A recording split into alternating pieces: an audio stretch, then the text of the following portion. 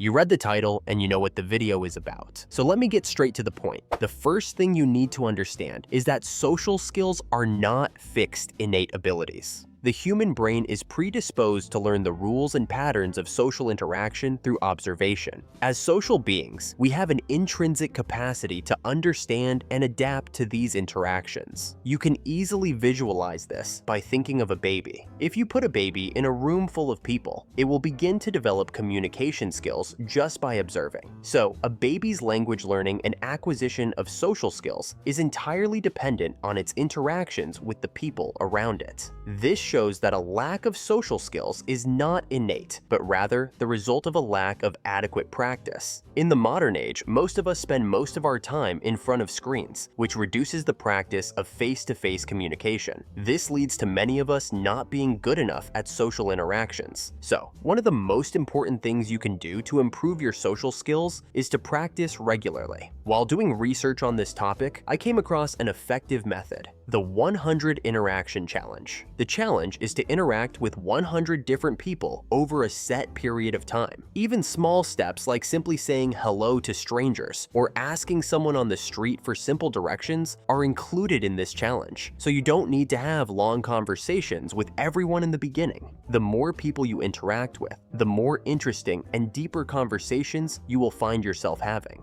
Because this kind of challenge encourages your brain to observe social patterns and understand these rules. Soon, you will notice that you become more fluent in your conversations and more comfortable communicating with people. Most communication today takes place through messaging, where it is impossible to observe important social cues, such as body language, facial expressions, and tone of voice. While digital communication has its advantages, we need to focus more on face-to-face communication to master social skills. For example, the emojis you use when texting someone are complemented by eye contact, facial expressions, and gestures in face-to-face conversation. However, since we cannot use emojis in face-to-face communication, we may find it difficult to express ourselves. If you incorporate the tips I'm about to share into this challenge, it will be much easier for you to master social interaction. Make eye contact. This shows that you trust the other person and value what they have to say. Ask open-ended questions. Instead of simple yes or no answers, asking open-ended questions such as, "What do you think?" makes the interaction deeper and more intimate. Pay attention to body language. For example, instead of crossing your arms, you can use open body language by holding your hands in a more relaxed manner. Don't be afraid of silence. Silence shows that you are listening well and are thoughtful. I even have a helpful video on this topic. Share your own stories. People often like to hear personal stories. Telling a simple example or a short story makes the conversation more engaging. To those who think they'll find solutions simply by watching videos due to laziness or hesitation, I want to say this: unfortunately, you can't solve any problem that requires practice just by watching videos. For example, if I explained how to ride a bike and maintain balance, would you expect to be able to ride it on your first try?